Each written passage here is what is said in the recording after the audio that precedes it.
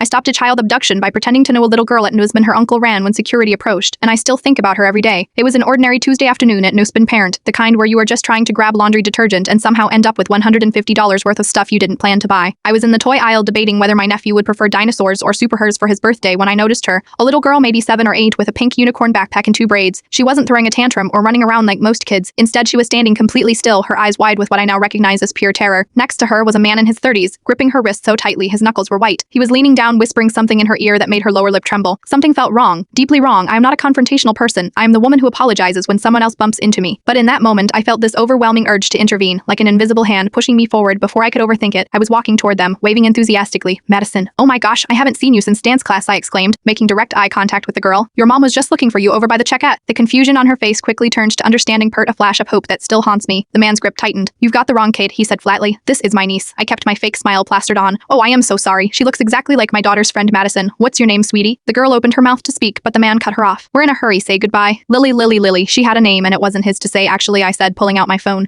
You look so much like Madison, I should take a picture to show her mom. She'll get a kick out of it. The man's face changed instantly. Put your phone away, he hissed, pulling Lily toward the exit. I raised my voice slightly. Are you okay, Zilly? Do you know this man? She gave the smallest, most imperceptible head shake I've ever seen. That was enough. I pressed the emergency button on the nearest shelf display. Parent, something I only knew about because my sister works retail security. 1 seconds, a red-vested employee appeared, asking if everything was okay. I think this little girl needs help, I said firmly. The man dropped Lily's wrist like it was on fire and bolted toward the exit. 2 security guards who had approached from different directions tried to stop him, but he shoved past them and disappeared into the parking lot. Lily burst into tears, her tiny body shaking with sobs that seemed too big for her frame. He said he knew my mom, she hiccuped. He said she was hurt and sent him to get me. The police arrived minutes later. He discovered Lily had been at the store with her babysitter, who was frantically searching the clothing section, afraid to tell Lily's parents she'd lost sight of her for just a second. The security footage showed the man watching Lily for nearly 20 minutes before approaching her. He had no connection to her family. He was just waiting for his moment. Sometimes I wake up at night wondering what would have happened if I'd minded my own business, if I'd dismissed that sick feeling in my stomach as paranoia, if I'd worried more about looking foolish than following my instinct. I am not sharing this story to be called a hero. I am sharing it because that weird feeling when something isn't right. It's your brain processing subtle signals your conscious mind hasn't caught up with yet. Trust it. The detective later told me most people wouldn't have intervened. They worry about being wrong about causing a scene, he said. They'd rather mind their business than risk looking stupid. But here's the truth. I'd rather look like the world's biggest fool than wonder for the rest of my life if a child disappeared because I was too uncomfortable to speak up. Trust your instincts. Be willing to look stupid. Some things are worth the risk. If you've ever followed a gut feeling that turned out to be right, share this video. Your story might give someone else the courage to speak up when it matters most.